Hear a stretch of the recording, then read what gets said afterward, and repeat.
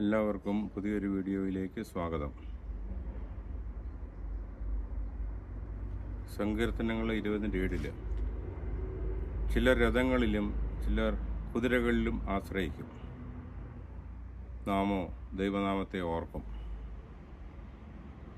മുമ്പുകാലത്ത് എല്ലാവർക്കും ചിന്തിക്കാൻ പറ്റിയ ഒരു വിഷയമാണ്.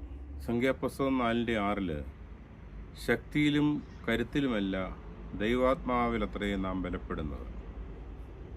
ദൈവത്തിൽ ആശ്രയിച്ച് മുന്നേറുവാൻ നമുക്ക് സാധിക്കണം. നോമ്പിൻ്റെ അനുഭവങ്ങളിലൂടെ പോകുമ്പോൾ കൂടുതൽ പ്രാർത്ഥനയിൽ ശക്തിപ്പെടുവാനും നമുക്ക് വിനയപ്പെടുവാനും ദൈവത്തോട് കൂടുതൽ ചേർന്ന് ജീവിക്കുവാനും ഈ കാലഘട്ടം ഉപകരിക്കണം.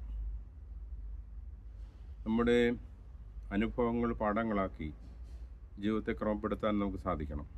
പൈതൃകം അനാഥമാകാതെ സംരക്ഷിച്ച് സിരകളിലൂടെ വഹിച്ച് വരും തലമുറയ്ക്ക് പകർന്നു കൊടുക്കുവാൻ നമുക്ക് സാധിക്കണം. ദൈവത്തിൽ ആശ്രയിച്ച് കഠിനാധ്വാനം ചെയ്ത് ജീവിതത്തെ ക്രമപ്പെടുത്തുമ്പോൾ കൂടുതൽ സന്തോഷവും സുഖവും നമുക്ക് അനുഭവിക്കുവാനായിട്ട് സാധിക്കും.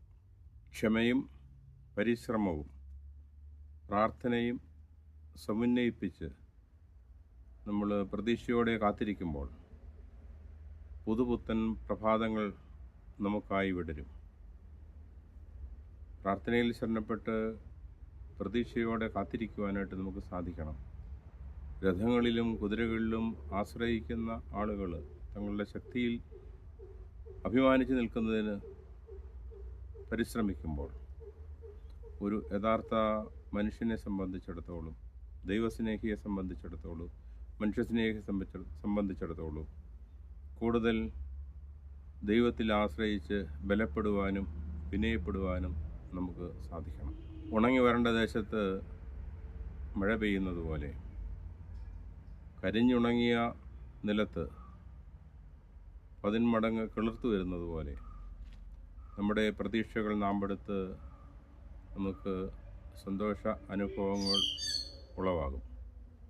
അതിന് പ്രതീക്ഷയുള്ളവരായി, ദൈവാശ്രയമുള്ളവരായി, നിരന്തരം പ്രാർത്ഥിക്കുന്നവരായി, ക്ഷമിക്കുന്നവരായി, സഹനമുള്ളവരായി ജീവിക്കുവാൻ നമുക്ക് സാധിക്കട്ടെ.